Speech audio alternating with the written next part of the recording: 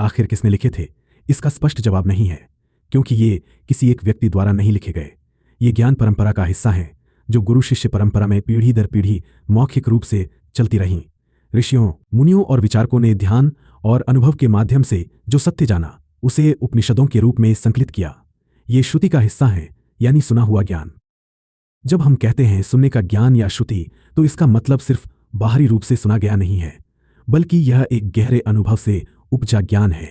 ऋषि और मुनि जो उपनिषदों को हमें देने वाले थे, वे अपनी ध्यान अवस्था में सुनते थे। अब सवाल आता है कि वे किससे सुनते थे?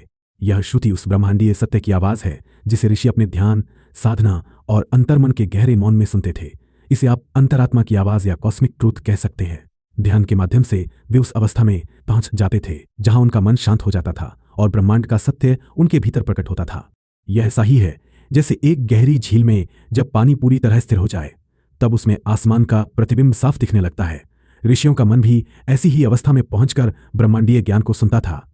इसीलिए इसे श्रुति कहा गया, सुना हुआ, लेकिन एक विशेष चेतना के स्तर पर। इसका दूसरा पहलू यह भी है कि ये ज्ञान मौखिक रूप से गुरु शिष्य परंपरा में सुनाया गया। एक गुरु अपने अनुभव और ध्यान में प्राप्त सत्य को अपने शिष्य को सुनाता था। इस प्रकार यह ज्ञान दोनों स्तरों पर सुनने का प्रतीक है। अब बात करें वैदिक सोच से उपनिषदिक सोच की ओर परिवर्तन की। समय के साथ समाज में जटिलताएं बढ़ीं और लोग केवल बाहरी कर्मकांडों से संतुष्ट नहीं हो पाए। उनके मन में गहरे सवाल उठे, क्या यज्ञ करने से ही मोक्ष मिलेगा?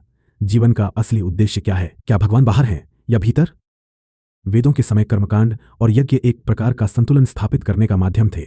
उस समय लोग प्रकृति पर पूरी तरह निर्भर थे। बारिश, फसल, सूरज और जल उनके जीवन का आधार थे। वे समझते थे कि प्रकृति की शक्तियों को संतुलन में रखना जीवन के लिए अनिवार्य है। यज्ञ और कर्मकांड इन शक्तियों के प्रति कृतज्ञता व्यक्त करने का तरीका थे।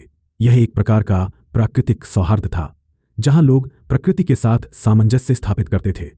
यज्ञों के माध्यम से धुआं, मंत्र और ऊर्जा उत्पन्न होती थी, जिसे वे देवताओं तक संदेश भेजने का माध्यम मानते थे।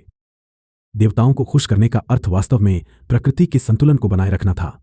उस समय यह प्रक्रिया वैज्ञानिक और आध्यात्मिक दृष्टिकोण से प्रेरित थी।